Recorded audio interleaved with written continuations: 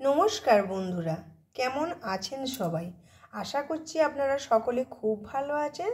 আমরাও মোটামুটি বেশ আছি। তো দেখুন, অনেক দিন হলো ইউটিউবের সাথে খুব একটা ভালোভাবে যোগসূত্র আমার হচ্ছে না। তো শারীরিক কিছু একটা সমস্যা বা পারিবারিক একটু প্রবলেমের জন্য আমাদের ও যেহেতু অসুস্থ, সেটা তো আপনারা সকলেই জানেন।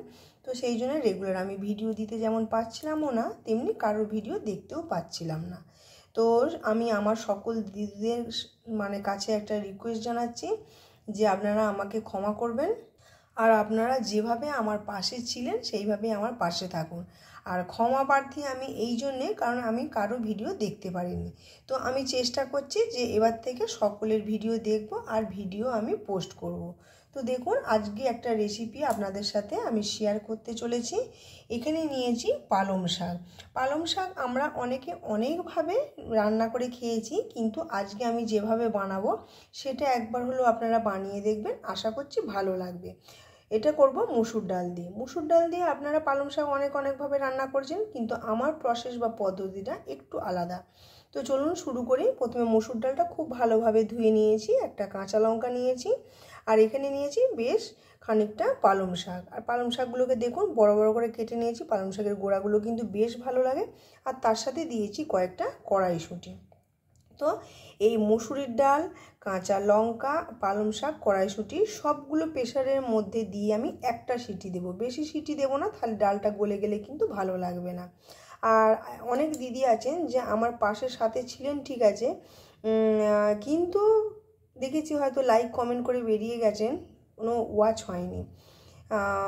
আপনারা আমার পাশে আছেন, আমি খুবই কি বলবো, কিছু বলার নেই, কিন্তু এরকম করবেন না। আমি জানি আমার সময় সব কিছুই খারাপ যাচ্ছে, তারপরে যদি আপনারা এরকম করেন তাহলে সেটা কি ভালো লাগবে? যাকে সেসব কথা, আপনারা যে পাশে আছেন সেটাই বড় কথা। আর বেশি কথা বাড়াবো না। তো চলুন, আগে আমি এগুলো প্রেসারের মধ্যে দিয়ে আগে সিদ্ধ করে নিই একটা সিটি দিয়ে, তারপরে ফিরে আসছি। আর এখানে দেখুন, এই যে প্রেসারের মধ্যে আমি মুসুরির ডাল, কাঁচা লঙ্কা আর পালং শাক দিয়ে দিয়েছি। দিয়ে দেব পরিমাণ মতন লবণ, আর দিয়ে দেবো হচ্ছে জল। ব্যাস, বেশি জল দেব না। দেওয়ার পরে তারপরে একটা সিটি দিয়ে আগে সেদ্ধ করে নিই, তারপরে ফিরে আসছি। তো দেখুন, ডালটা আমার খুব ভালোভাবে সিদ্ধ হয়ে গেছে, তবে কিন্তু গলে যায়নি। তো দেখুন, এখানে কড়ার মধ্যে আমি তেল দিয়েছি। আর আমি তো আগেও বলেছি যে রান্নাঘরে একটু লাইটের সমস্যা হচ্ছে। এরপরে দিয়ে দেবো আমি একটা শুকনো লঙ্কা ফাটিয়ে। যেহেতু ডাল সেদ্ধর সময় আমি দিয়েছিলাম একটা কাঁচা লঙ্কা, সেহেতু আমি একটাই দিলাম। এরপরে আমি দিয়ে দেব একটু রাঁধুনি ফোড়ন, আর দিয়ে দেবো একটু থেঁতো করা রসুন। এর ফলে ডালের টেস্টটা কিন্তু খুব ভালো হবে।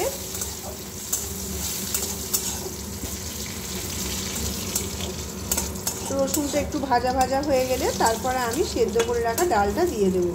তো দেখুন, রসুনটা ভালোভাবে ভাজা ভাজা হয়ে গেছে।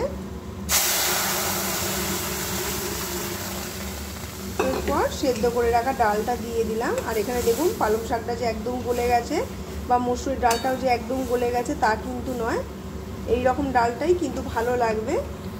আর প্রেসারটা ধুয়ে একটু জল দেবো। ওই প্রেসারের মধ্যে আমি একটু হলুদ দিয়ে দিয়েছি ঠান্ডা জলে, এরপরে দিয়ে দিলাম। তাহলে কী হবে, ডালটা খুব সহজেই হলুদটার সাথে মিশে যাবে। এই দেখুন, তো আজকে আমার পালং শাকের ডাল প্রায় রেডি হয়ে যাবে একটু ফুটে গেলে পরেই।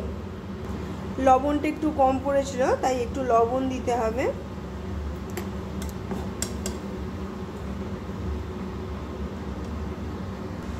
তো বন্ধুরা, আপনারা তো দেখতেই পেলেন যে আমি পালং শাক দিয়ে মুসুরির ডাল কিভাবে বানাই।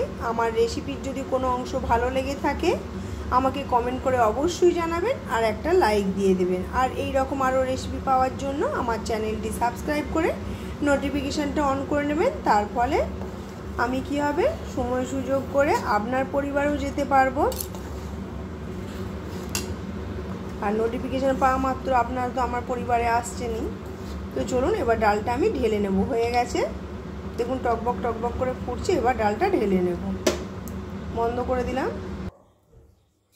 ওই যে ওইদিকে কে এসেছে, রকি রিও জ্যাক চিৎকার করছে। তো চলুন আগে দেখি, তারপরে এসে ডালটা ঢালবো। তো দেখুন বন্ধুরা, পালং শাক দিয়ে আমার ডাল পুরো একদম রেডি। তো আজকের মতন ভিডিওটা আমি এখানেই শেষ করছি। আপনারা সবাই ভালো থাকবেন, সুস্থ থাকবেন, সাবধানে থাকবেন।